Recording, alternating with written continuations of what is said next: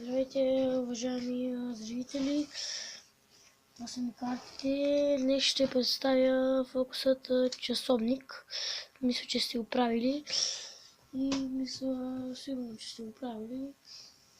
Започваме да го правим. Взимаме няколко броя карти, които те ще ни трябват. Примерно толкова карти ще ни трябват.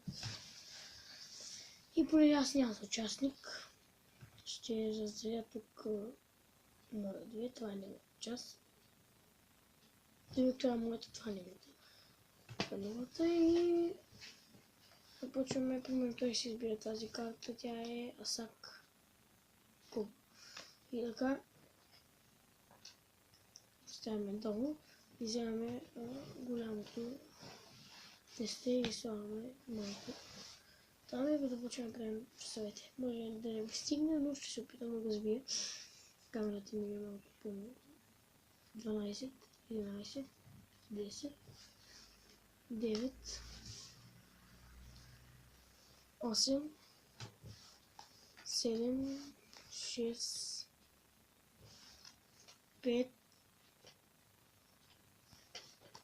4, 3, 2, 1. Понеже са сега. И броим неговата част карти. Тя е 1, 2, 3, 4, 5, 6. Отново го искате. 1, 2, 3, 4, 5, 6.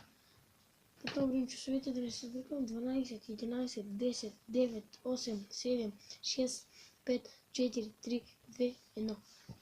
Неговите карти бяха на брой 6. Мисля, че да пробвам пак. 1, 2, 3, 4, 5, 6.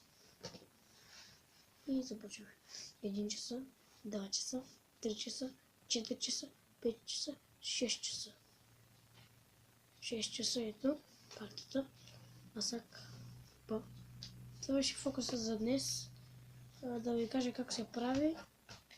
Много лесно, може вие да знаете, но абонирайте се и гледайте фокусът часовник. И да ви кажа как се прави. Няма значение как ще представите картите, цепите ги, какво да ги правите, не знам, колкото искате ги цепете.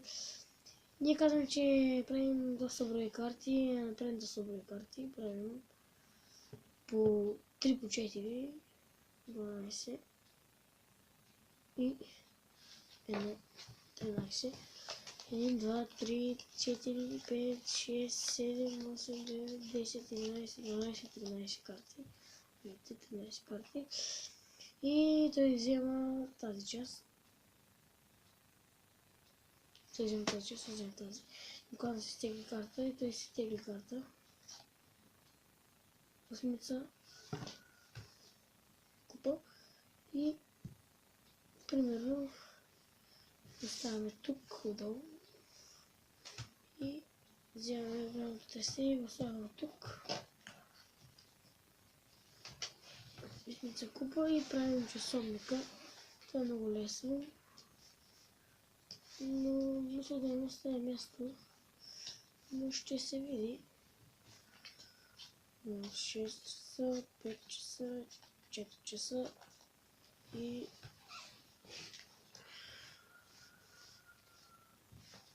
12, 11, 10, 9, 8, 7, 6, 5, 4, 3, 2 и 1.